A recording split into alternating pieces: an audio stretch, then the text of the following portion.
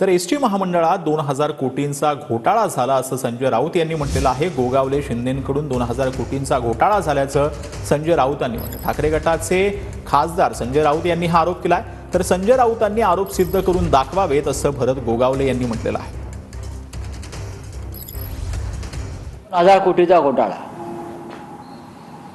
राज्याचे मुख्यमंत्री तेव्हाचे एकनाथ शिंदे आणि घाईघाईनं एसटी महामंडळाचं अध्यक्षपद ज्यांना दिलं ते भरत गोगावले, या दोघांनी मिळून केलेला 2000 कोटीचा घोटाळा हा उघड झालेला आहे। खरं म्हणजे ह्यांच्यावरती आर्थिक अफरातफरीचे गुन्हे दाखल केले पाहिजे, महाराष्ट्राची तिजोरी लुटल्याचा गुन्हा दाखल केला पाहिजे, ईओडब्ल्यूने तपास केला पाहिजे आणि त्यानंतर या तपासाची सूत्र ईडीकडे द्यायला पाहिजे। बघूया ईडी काय करताय